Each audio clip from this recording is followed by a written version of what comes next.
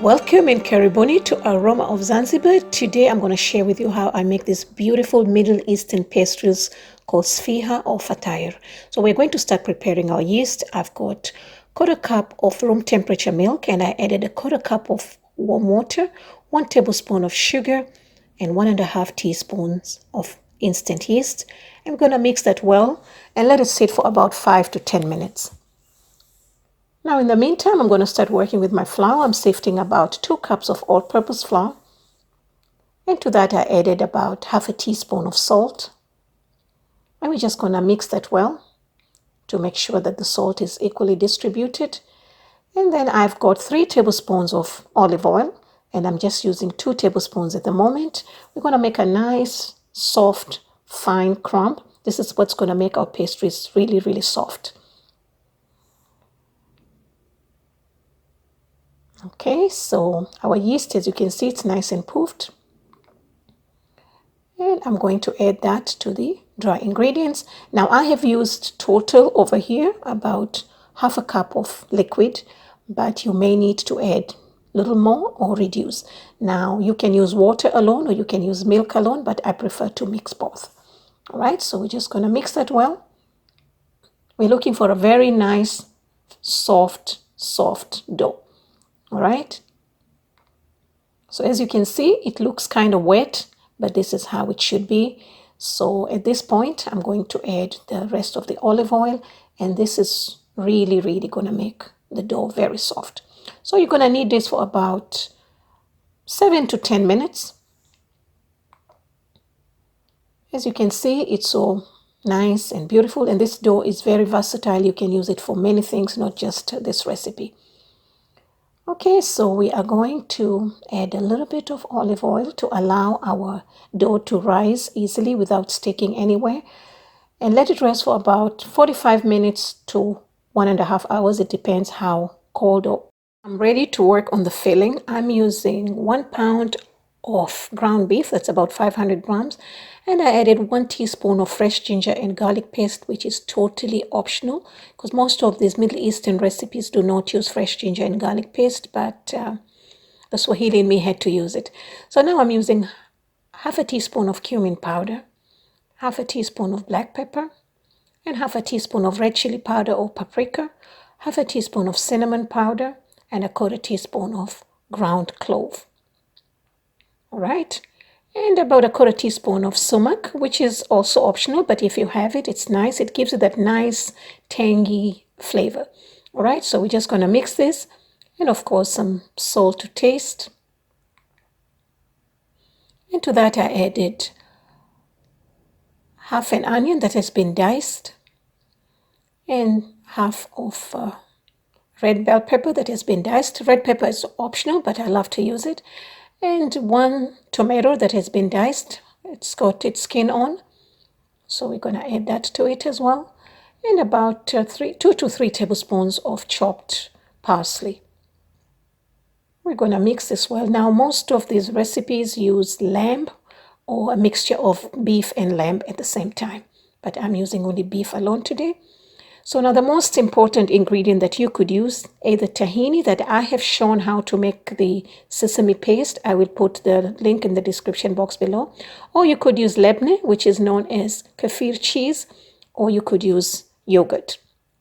Now the addition of any of these ingredients is to make your filling very nice and moist. Otherwise, it will be very, very dry. So I started with 2 tablespoons. Now you could mix the kefir cheese and the tahini at the same time. I started with that, so we're just going to mix this well. And I decided to add 1 more tablespoon. Now there are many variations of this. There's spinach. You could also use cheese. Those are the few that I know. And if you have pine seeds, pine nuts, that's also beautiful. Okay. So now my dough is ready. As you can see, it's nice and fluffy. We're just going to punch it down a bit. Now you can roll this into a big pastry and use a round cutter or a glass and make small circles, like that. Or you can do like what I do. I divide it into two first and then another two. And then I just put it in between my palm and squeeze it out to get a nice round ball. All right? It's very simple. And you should be able to get about 18 to 20 of these. I got 19 actually. So now we are going to start with our first shape. You want to roll this nicely. Not too thin though.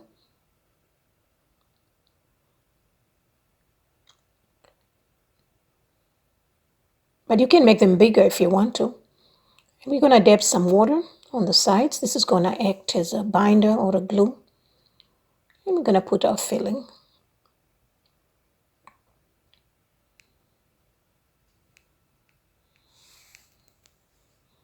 So you're going to take two sides and make them meet in the middle like that. I hope you understand what I'm showing you, because I cannot explain this. And the other side, and you pinch it. It's very simple, like that. All right. And then the second one, we're going to do the square one. So again, dabbing some water. Going to place our filling. And then you're going to take the sides like that and like that, and you pinch it at the edge like that. I'm just spreading my filling inside. Now you can use cheese, you can use spinach. Did I mention that? I think I did. Now the third one, I'm going to roll this into an oval shape. I call this a boat one. I don't know what they call it in Arabic, but I call it a boat shape. So like that.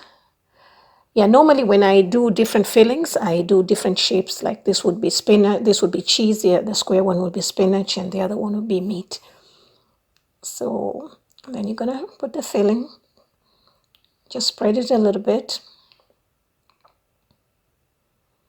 You're gonna take one side and cover it half, and the other side is gonna overlap on the edges and keep it open in the middle, just like that. Now you do not need to keep this for a second rise. You can just go ahead. This is the meat that was left.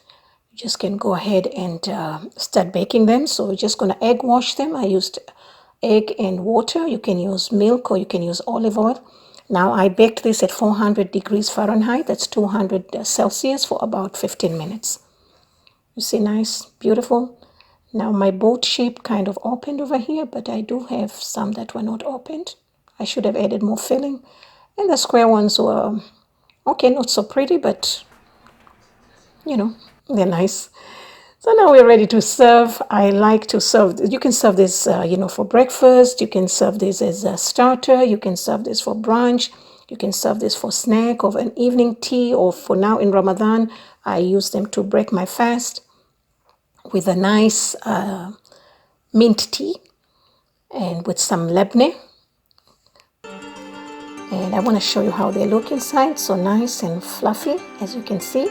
So thank you so much. For more recipes, please visit me at Aroma of Zanzibar. You'll find all the ingredients and the measurements in the description box below and on this very last page. Thank you.